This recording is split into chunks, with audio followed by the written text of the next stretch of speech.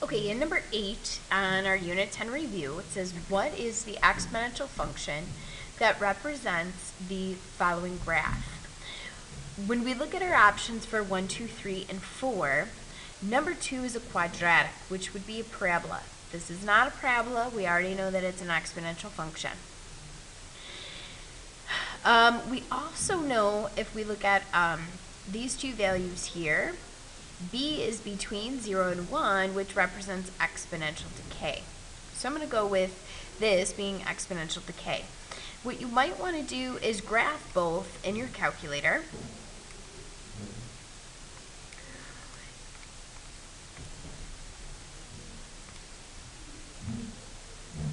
And take a look at the graph.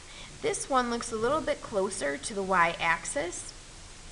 And my calculator looks closer than it does on paper. If I check some points or try to identify a point, it looks like in this graph I have a -4, 3.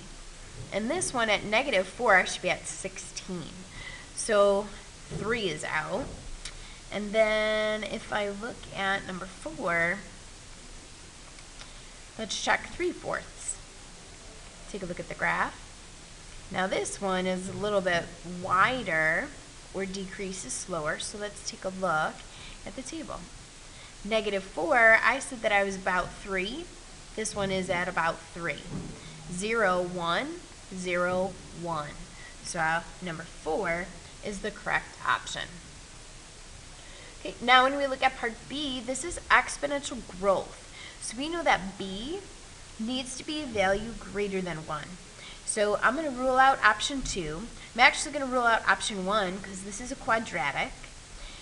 Could possibly be number 3. And we could also possibly be option 4. At 1, my value here is at 9. At 0, we're at 1. So I'm going to type in this function to double check in my calculator, but I'm pretty sure that it's 3.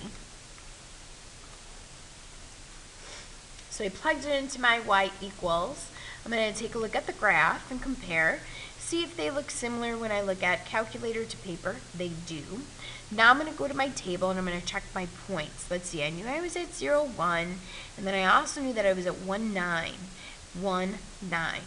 3 would be the correct option. Now, if you weren't confident and you still felt like you had to check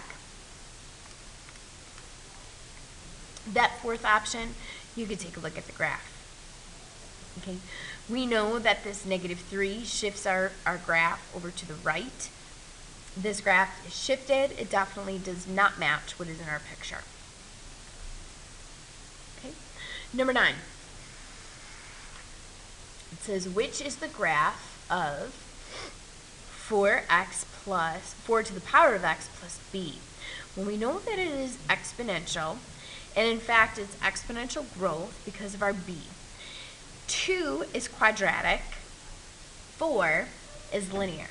So we can eliminate those two options. So now we're between a and 3. What we should recognize is that this is a +4, which is going to shift our function up 4. It looks like this one goes down, and then this graph goes up. Okay, most of our exponential functions, if we don't have a plus or a minus here, will be at 0, 1. I'm going to go with 3 here because that graph is shifted up. I'm also going to graph it just to double check and see if it looks like they match. So far, yep, looks like they match. So 3 would be our correct option.